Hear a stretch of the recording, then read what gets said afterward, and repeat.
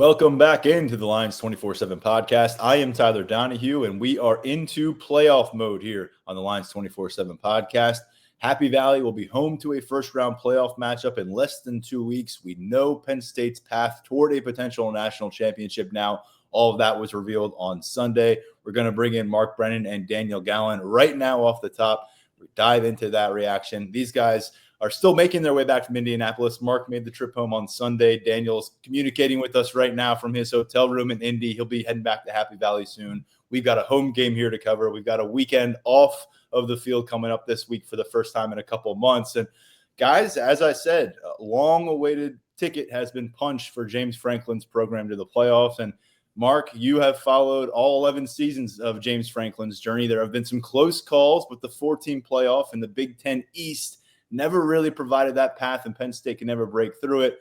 Now they have been determined as the number 4 team in the final college football playoff rankings. It puts them at the number 6 slot in the seeds because of some of the conference tie-ins, and we'll get to some of that in a moment. But you also get SMU coming here to Happy Valley. They are They are number 10 in the rankings. They are the number 11 seed in the playoff tournament. So, Mark, throwing it your way. We heard from James briefly on Sunday. I know he's excited to have a playoff game in the building. I'm sure he would like to have a Big Ten trophy and a bye week if he could have his druthers. But what do you make of this, finally, an opportunity to get college football playoff here in State College and to get Penn State into the playoff?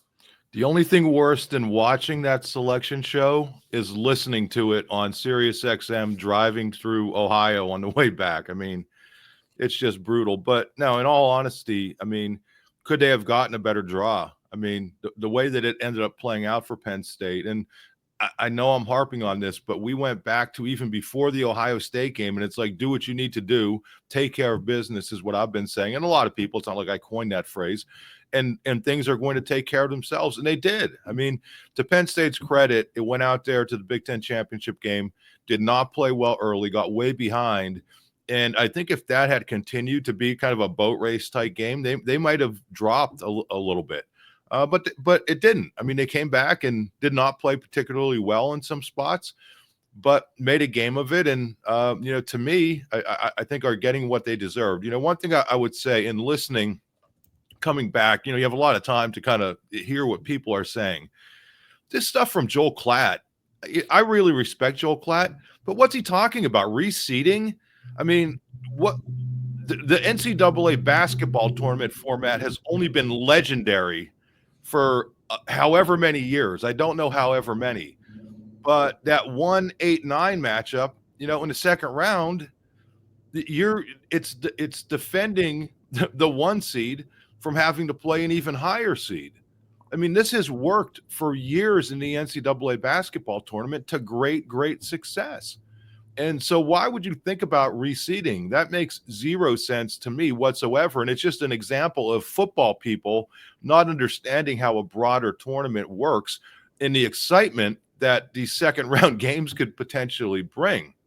Number 2, Nick Saban, and I know I'm going off here, but saying Alabama should rethink its non-conference scheduling, I mean, their non-conference scheduling had zero to do with them not making the tournament. They won their 3 non-conference games. It had absolutely nothing to do with it. 4, including the last one, which was a lower division team.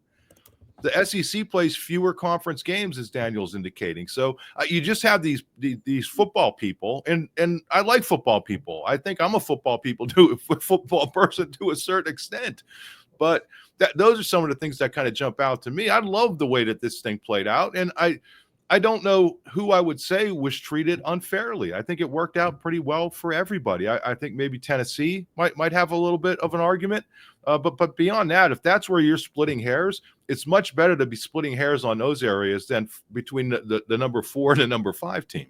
There's a lot of football head coaches, athletic directors, probably university presidents out there saying, hey, we need to get back to the drawing board, figure out the algorithm here. I'm pretty sure just remove losses from against 500 teams and against sub 500 teams over the course of your regular season and your conference play. You don't lose those games. The algorithm figures itself out. You're in the playoffs. And so it's been really interesting. The auto bid, Tyler, the auto bid to a top 4 seed, to me, I think that you don't need to do that. But that's that's one of the things that naturally you're going to figure out as it goes along. But some of this other stuff people are talking about, come on, give me a break. The NCAA basketball tournament's been fine for years. Daniel, I think Mark brings up a good point. There's a ton of conjecture. This is the first installment of the 12-team playoff tournament. Naturally, there's going to be some discourse. I don't think it's as volatile as it was last year when Florida State, an unbeaten Florida State, was left on the doorstep. But when you consider kind of what Mark just threw in there, that Penn State's the number 4 team, yet they're the number 6 team when you look at the seeds. SMU's 10, yet they're number 11. Can you you've been the guy who's been giving us our reports every time on Tuesday nights. Can you walk our listeners through just exactly how the structure is set up? And if you got some holes to poke in it at this point, you can bring that out to the table too. Yeah, I mean, I think that the way that it works is you've got the top 4 ranked conference champions get an auto bid, which ended up being Oregon at 1, Georgia 2, Boise State 3, Arizona 4, and then Clemson got in as the ACC auto bid at the 12 seed. They were the number 16 ranked team in the final rankings, which I thought was interesting. But I do think that one thing that I saw pointed out yesterday that I think is a good point is that the College Football Playoff Selection Committee, you can say what you want about them and how they're going about this, but there's an element where they're just doing what they are asked, and they were given this format, and they have to make it fit in. And I saw it pointed out that this format was set before some of the realignment happened. And so if you go back in time, like 2 or 3 years, and you look at a Pac-12 and that has Oregon and Washington in it, you have a Big 12 that still has Texas and Oklahoma. Like, I think that it might look a little bit different. I think there's a ton of extenuating circumstances at play here. As for Penn State's draw, I am still very firmly in the camp that you want to play 3 games instead of 4 to win a national championship. I think that the way that college football is, you want to eliminate as much randomness as possible, and you want to make your path as direct as possible. And those top 4 seeds, say what you want about them, say what you want about who they might have to play. Right now, they have the most direct paths. I do think with Penn State, I think you can call it a favorable draw.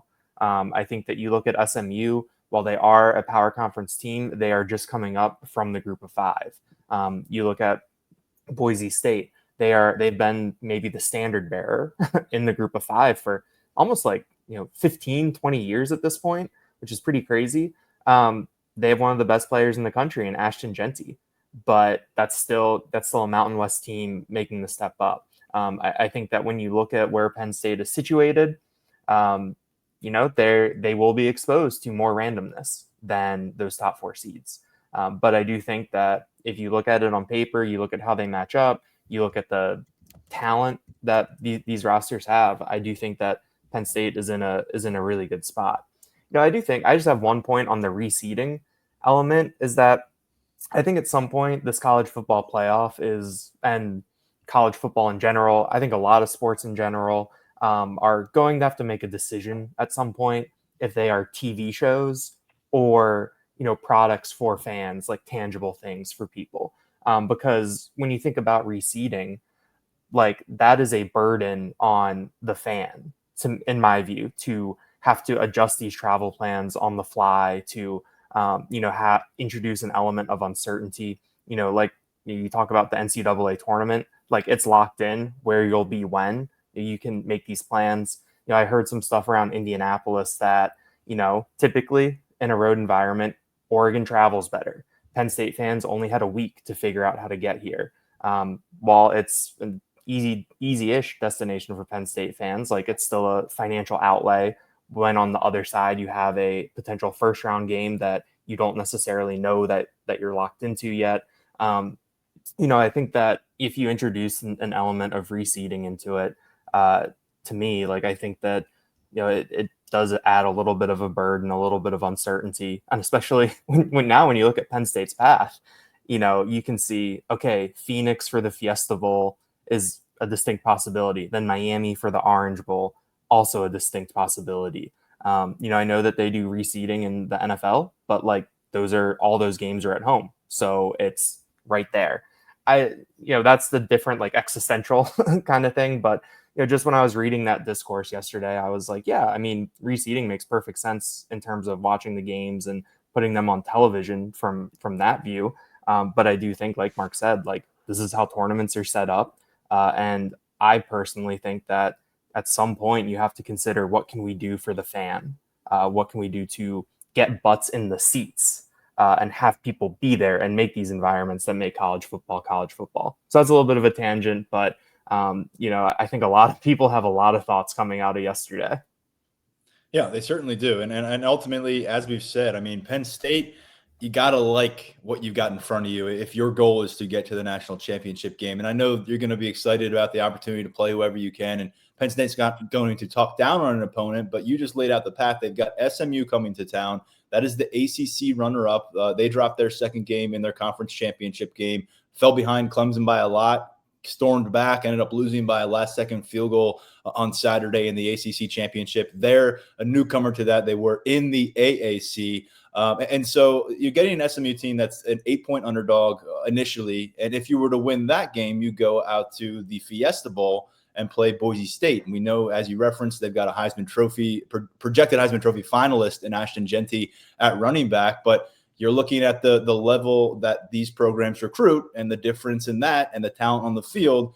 You should have a built-in talent advantage in both of these matchups. And I know it gets trickier. These are not familiar opponents. These are both a couple upstart teams. Boise State, by the way, their only loss in the season, 3-point loss at Oregon in Eugene. So they've had a heck of a run. Do not overlook anybody. But you get to the point where you get through those games, and then you've got 3 teams on the table: Georgia, Indiana, and Notre Dame waiting for you down the line. So you would not get a rematch here. If you're curious out there and you haven't checked out the bracket, you would not get a rematch against either Oregon or Ohio State in this bracket for Penn State unless they were to get to the national championship game and one of those Big Ten teams met them there. But Mark, they are 4 wins away from the national championship. There is a path laid out in front of them. They don't have to do any debating. They don't have to elbow anybody out. They have their spot. They have games ahead of them. They are preparing for SMU right now with their huge staff. We know they're also doing their advanced scouting for everyone else that they could possibly face in the playoff field. So in your opinion, Mark, what would be considered a successful playoff run, barring some catastrophic issue that involves an injury or somebody not being available? As currently constructed, what do you think would be considered a successful run here in December, maybe into January?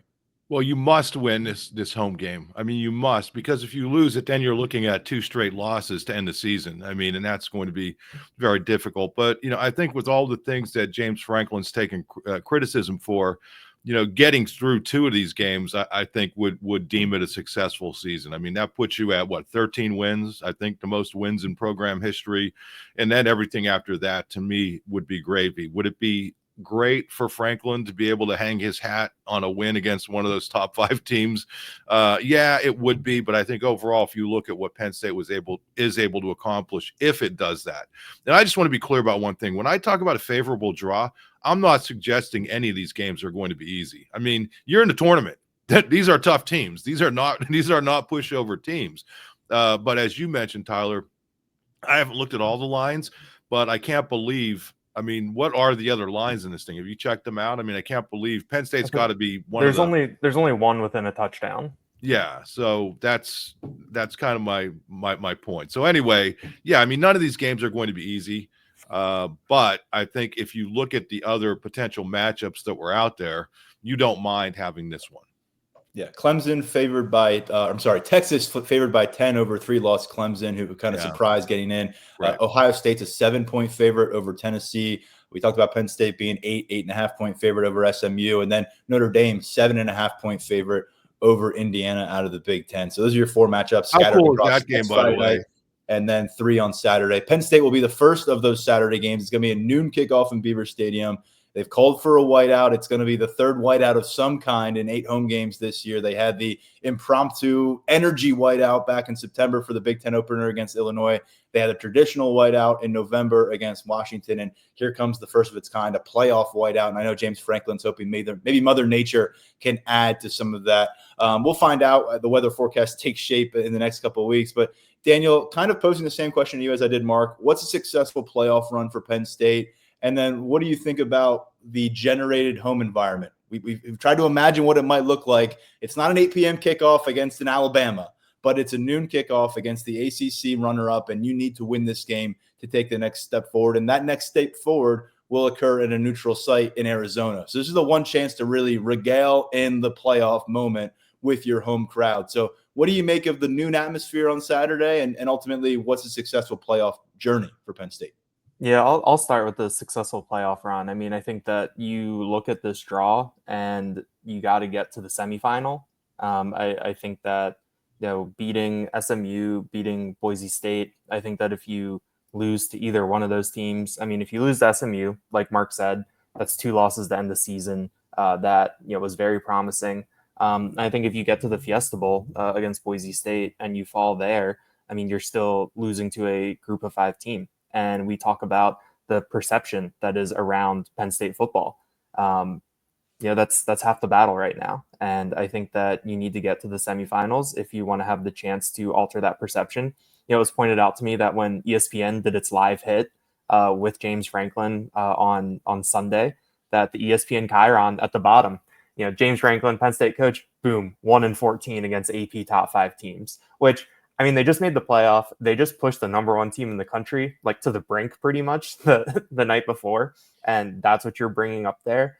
There is a certain perception around James Franklin, around Penn State, rightly or wrongly. And, I think that even if you get to the semifinals, like, it's probably like Notre Dame or Georgia at that point. So another very highly ranked team. And that would be a tough one. And, that's another, kind of perception game right there. But at the same time, like, you're in the tournament, like Mark said, anything can happen. Got to take care of business, against SMU first. Got to start there. As for the environment, I think that this is a little bit similar to the conversation that we had about the Washington game, where we had all these external concerns about they just lost, the game's on Peacock, like, etc. And we got there and it was like a normal whiteout pretty much.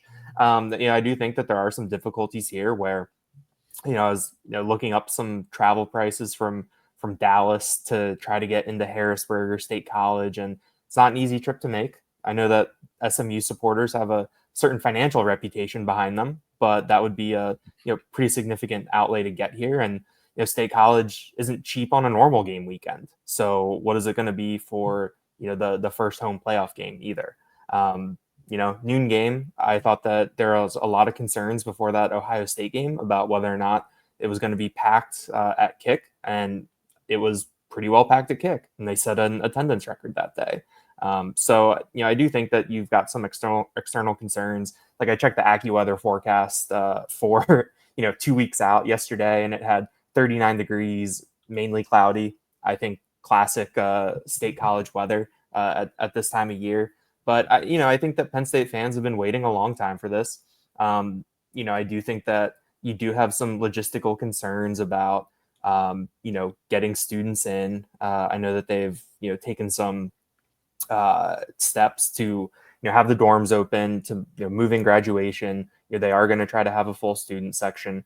But I think that overall, I think you're still looking at like 107,000, 108,000, 109,000 people crammed in there on that Saturday. James Franklin said that he'd like to see some weather.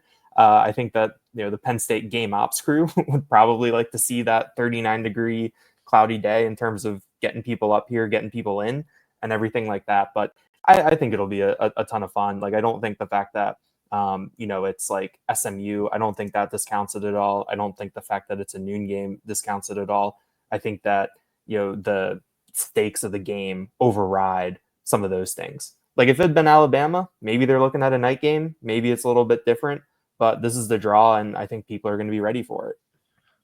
The first loss for SMU this season occurred way back in the second week of September. They lost by 3 points at home to BYU. They did not lose again until Saturday against Clemson with that last-second field goal. And we'll get into this matchup a lot more. We're going to get an SMU insider on, learn more about this Mustangs program. It's a big opportunity for them as well. We don't want to shortchange that. We'll hear about some of their playmakers. what momentum they're bringing to campus. And that'll all take place in the next couple of weeks before Saturday, December 21st, noon kickoff. Later in that day, you'll get Clemson at Texas at 4 p.m.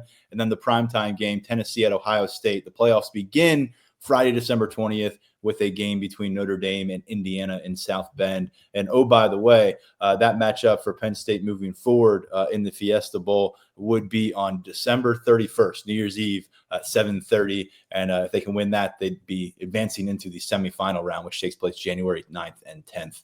Guys, let's quickly look back to Indianapolis. Daniel's still there. He doesn't have to look back very far, but you both were in the press box in Lucas Oil Stadium watching Penn State fall behind 28-10, 5 minutes into the second quarter. You watched them rally a few times. This was a game, Mark, that the Nittany Lions never actually led, but they had a few opportunities, including one with just over 2 minutes on the clock, to push this one into overtime potentially, to really, truly threaten to be the number one overall seed going into this playoff tournament. It didn't happen that way. Daniel and I spent a fair amount of time on our post-game podcast late Saturday night, early Sunday morning, breaking things down. We haven't heard from you on this one. So, Mark, your first trip to Lucas Oil Stadium for the Big Ten title game in 8 years. What did you learn about these Nittany Lions? Hey, one thing I wanted to mention, Daniel talked about traveling from Dallas.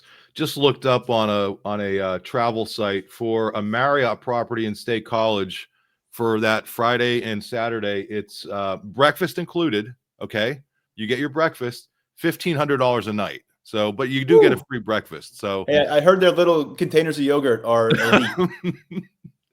But hey, going back to the game, at the beginning of the year, when they were picking up all those penalties, we said that when you play a better team, you're not going to be able to survive these.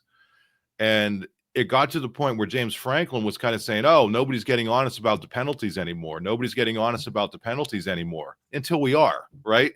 And I mean, to me, I just can't comprehend getting 4 personal foul penalties.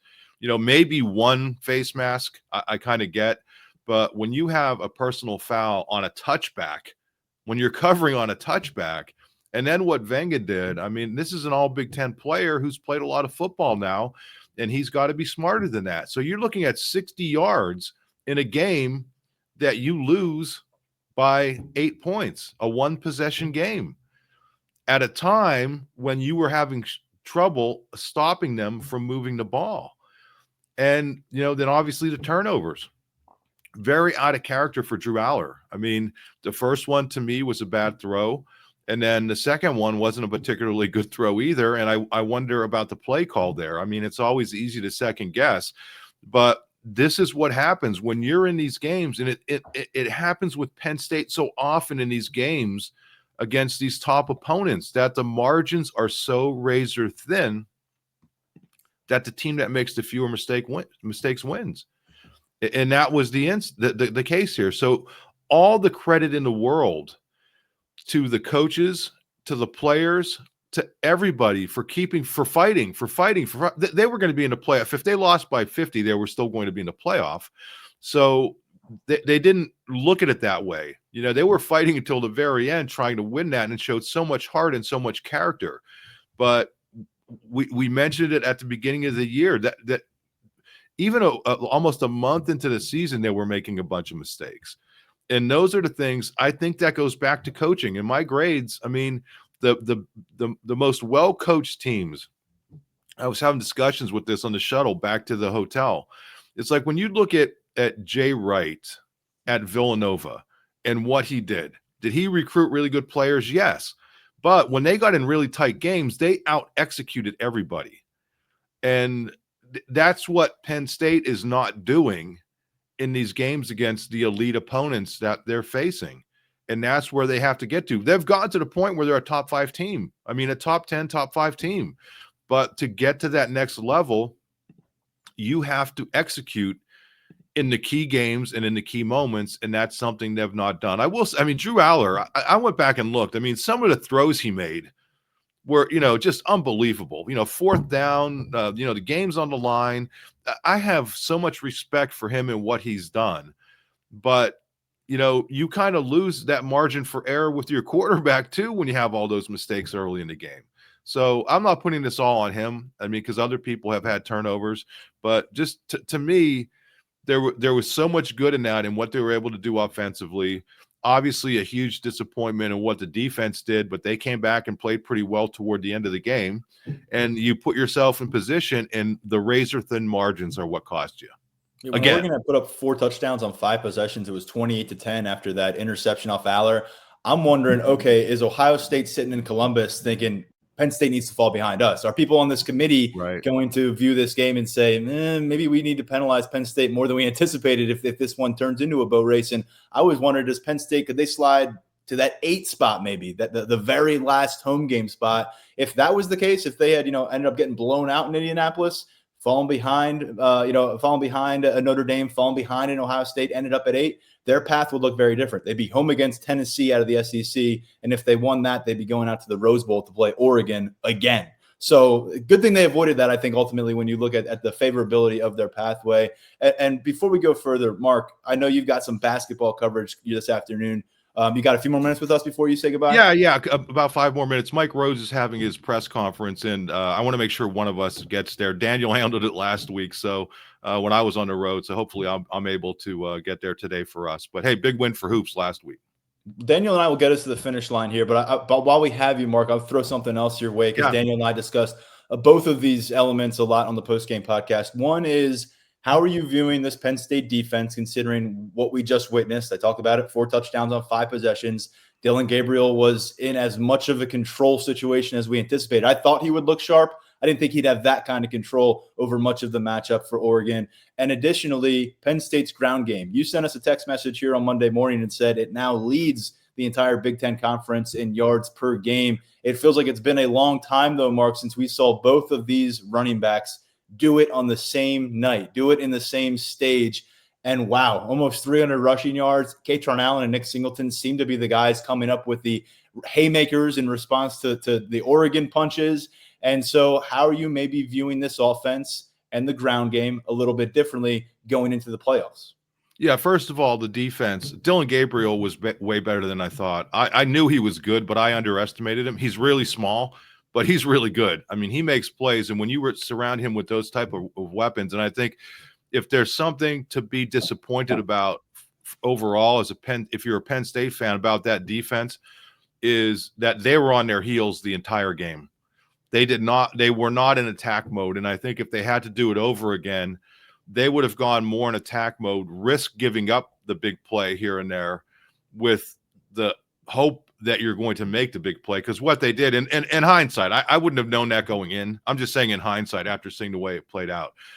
In regard to the running game, Kotelnicki, I just continue to have more and more respect, because who gets down by 18 points anymore? And then, you're continually down the whole game, and yet the running game keeps you in the game. How many times do we see coaches and offensive coordinators just panic and go completely away from the running game? And I think the fact that you're looking at a healthy Nick Singleton, I mean, you're looking at the difference why Penn State's running game wasn't at the level that it was. Because when you have Singleton able to get to the edge, and then remember we were talking last week, people are suggesting, hey, give Singleton more carries. And I was like, no, I think the thing I like about Katron Allen is that he kind of beats up that opposing defense. And when you have both of them working in conjunction, we saw what happened.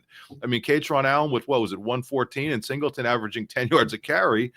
And, I think a lot of that is because Tyler Warren draws so much coverage. But to get that running game going into this stretch, I think was really big. And I think it was – I know I mentioned it, but it didn't really occur to me until I was writing my takes about what an unbelievable job that offensive line did against a very good defensive front and super duper athletes over there on I know when I throw the duper in there, they're good, but just really good athletes for Oregon. Nolan Rucci to come in and do the job he did in place of an all Big Ten guy and Donko. I mean, that was, to me, a legit performance. So I think all those things bode well. They just can't make the mistakes that they made. And again, I'm not just coming down on Aller. I mean, Venga had the personal foul, but Aller has been really good with the ball for most of the season, and he has to get back to that, because we've seen he can be a special QB. Just don't make the wrong decision at the wrong time. Penn State was 4 for 4 in the red zone. They had almost 300 rushing yards. They only gave up 1 sack. They averaged about 8 yards per rush, 500 yards on the day, and yet it wasn't enough. Mark, the last thing for you before we say goodbye. Did you walk away from the Lucas Oil Stadium thinking that Oregon is America's best team entering the playoffs? Offensively, yes, but I mean, Penn State has been pretty good offensively itself, and I just wonder when you give up that many rushing yards, you still win, and you sort of kept Penn State at arm's length the entire game. If you look at that kind of in reverse to the way we've looked at some Penn State games where teams are kind of there, but then they kind of weren't. So I guess the way you have to look at it now is I don't know that there are any just dominant teams, and I'm reaching way high out of camera here, like up way above my head. I don't know that there are any teams that are that dominant. So yeah, I would go with Oregon as the best team not by far, but the best team in America. And I would say Dylan Gabriel did a really good job of making a late push for Heisman votes. Mark, we appreciate it. You got an 8-1 basketball team to go cover. We'll have coverage of it at they play some lousy team. They play some lousy team on Tuesday, so we'll see how that goes. Coming off a win over Purdue. We'll talk to you soon, Mark. Thanks for the perspective, and I'm glad you're home safe. Thanks, guys. All right, Daniel, you and I will keep moving along. I think Mark brought up a good point there. I mean, I personally think that you look across the field, you look at the body of work, you look at what we witnessed Saturday, and yes, when you give them almost 300 rushing yards, you better believe there's some red flags raised in Eugene right now about their defense, and which has been really strong for much of the season.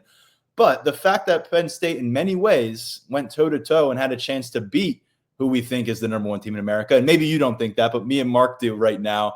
And I'm kind of looking through the field. Georgia, the number 2 seed, we don't know who their quarterback's going to be. They have an injury right there. Is he going to be available? Are they going to have to go to a young backup?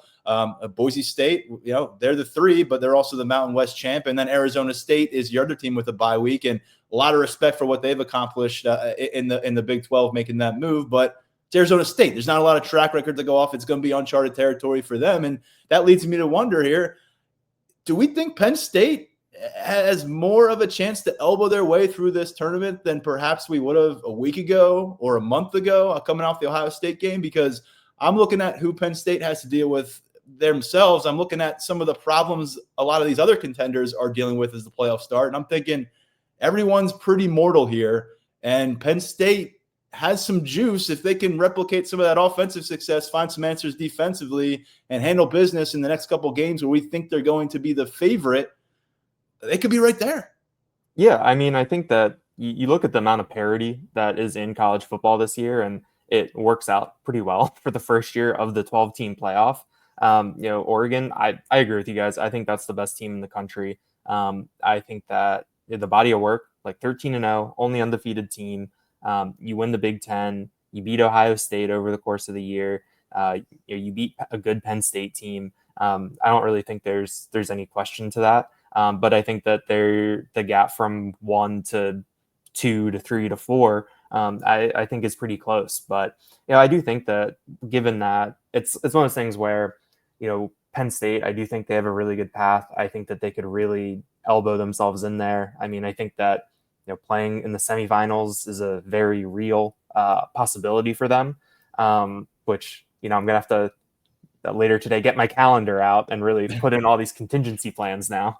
But I think that you look around and you look at how Arizona State closed the year and what Cam Scadaboo was doing for that offense. And you're kind of if they have Texas or Clemson in the second round, that's not really a slam dunk, I think, for either of those teams. And I think that you saw a lot of the assumptions that people had about the bracket get kind of put down a little bit, where everyone says you want to be the 5 seed. Well, Texas is the 5 seed, and I don't think Clemson is very good, but that's still a Power 5 conference champion there. That is still a team that has been in these types of games before. Isn't a newbie to the stage. The assumptions about, that's just going to be the G5 champ and you can just take care of business. That didn't hold to be true. And then you look at what Boise State and what Arizona State have done. I think they would be underdogs in most of the games that they're going to play, but they're tested. they have players who you could consider to be, I don't want to necessarily call them transcendent, but real X factors, real game changers.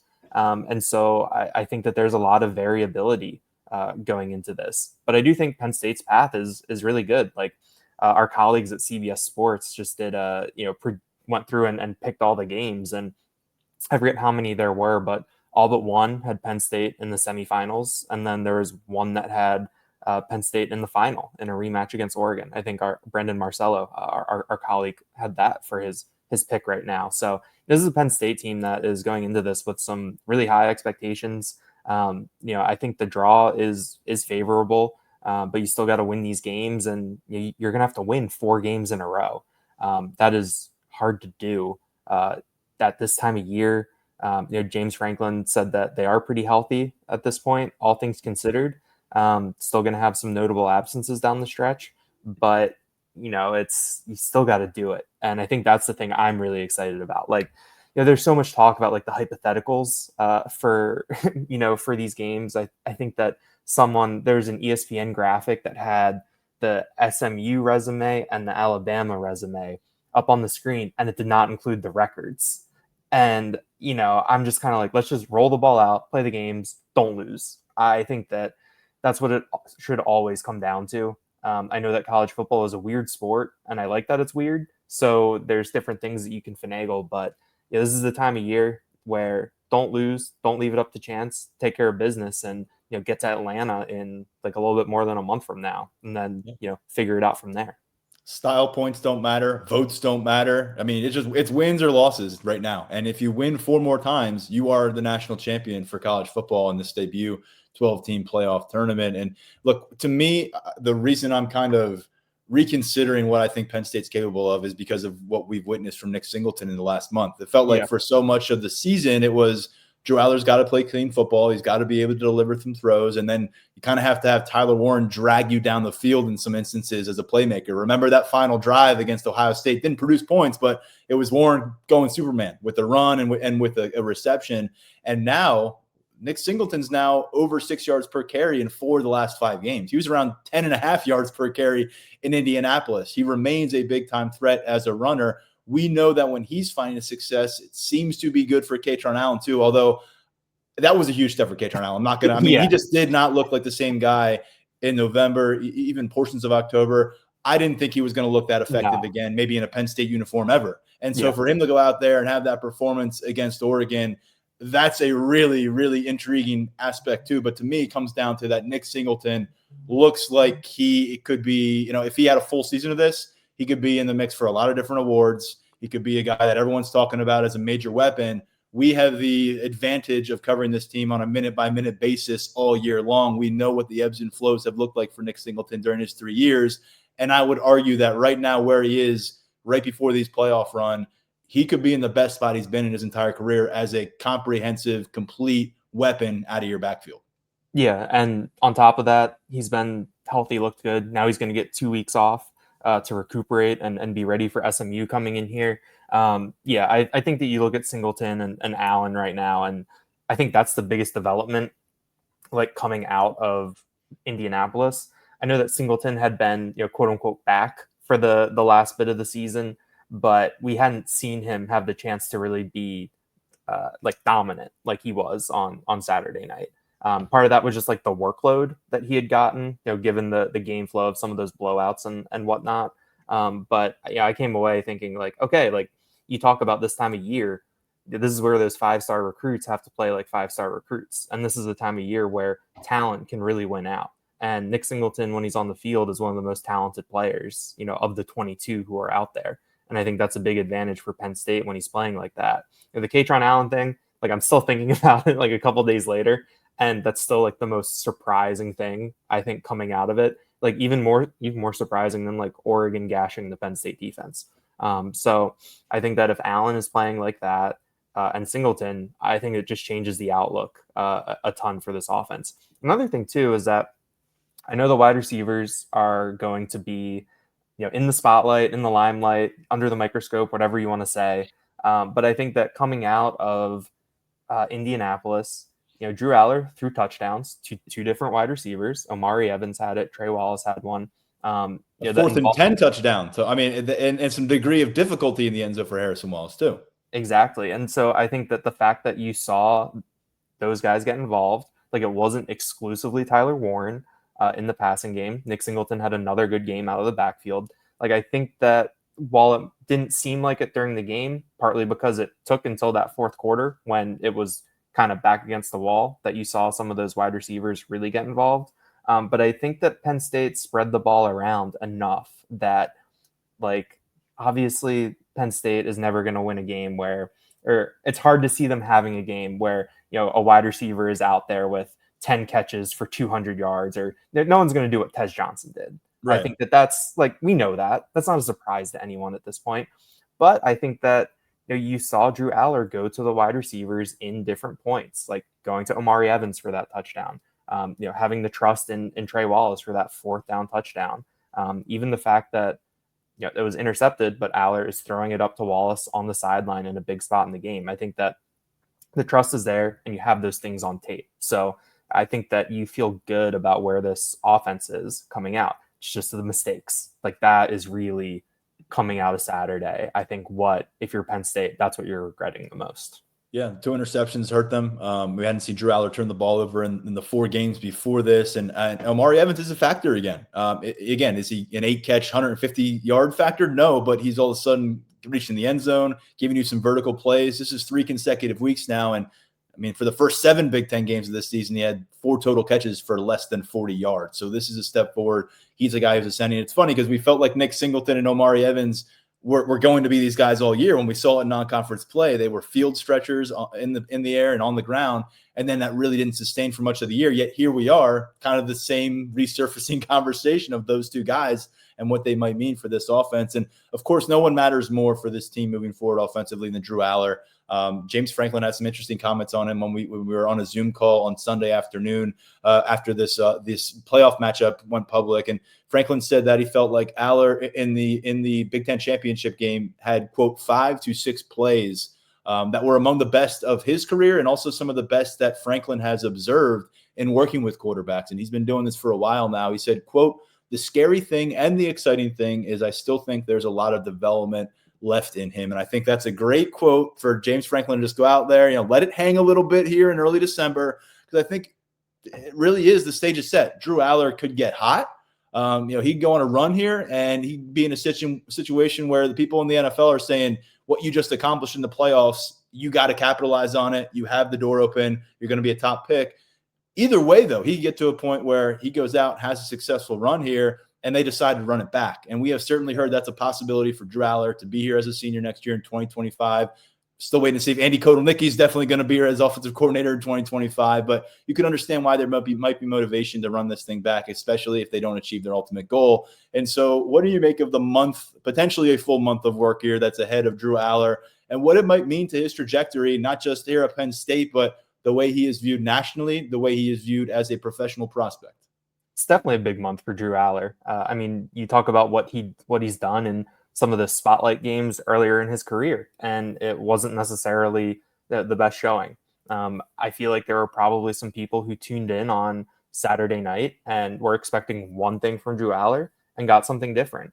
I think that the interceptions really stand out, just really brutal. Parker Fleming, who does a lot of sports analytics stuff, has the net success rate difference where it's, how badly did we really get beat, a graphic that he puts up every week. And Penn State was better than Oregon in their net success rate over the course of the game. So they were more efficient, but that's when you look at the mistakes. That's when you look at the interceptions, one that created a really short field, and then one that basically ended the game. So that's quite the swing right there. But I think Aller, I think that we talked a lot about his demeanor this year, and you saw him coming off the field, and we haven't seen, we've only seen him lose a couple times since that Ohio State game last year. But the 2 times that Penn State has lost this year, you look at him coming off the field, and it's a different guy. Like, it's not really like a kid anymore. Like, this is like a junior in college. This is someone like on the cusp of adulthood. He was at the podium post game, and the way that it was set up, there weren't too many questions that went to him. But when he got a question, he was really thorough in explaining what happened on that last interception, very composed. I just think that the maturity behind the scenes is a really big development for Aller. And I think that's something too that NFL teams are going to have an eye on. Like, if you draft this kid and you want him to be the face of your franchise, how is he going to handle things when things go poorly? And I think that he's shown this year that he's really composed. I think that the primary emotion that you see from like him coming off the field at Ohio State, I think on Brennan Cam, like if you just look at his face, like it wasn't like a sadness. Like it was definitely like a frustration, but I think channeled in a very positive way or in a more aggressive way, if that makes any sense. So I feel good about Aller. I do think that when you talk about the mistakes and the turnovers on Saturday, like he hasn't really been a high variance player through his 2 years as a starter. Like there's not a lot of like swings where like 1 week he's amazing, 1 week he's bad, especially this week when he had that completion percentage up around 71% for much of the season. So I think that was something that was a little bit different coming out of it. But he also got let down a little bit. Tyler Warren dropped a couple balls that if he hauls those in, it's completely different. So I think that as the quarterback, obviously he is going to be the guy that a lot of people are looking to. And I think if you're a Penn State fan and forecasting how things are going to go, I think that you feel good about Aller. And I think that, the playoffs, no matter what level of football it is, if you have a quarterback who gets hot, that can take you a long, long way. So, we'll see what this looks like. But I think where we stand right now, December 9th, 12:51 p.m., like I feel really, really good about Drew Aller. Are you muted, Tyler?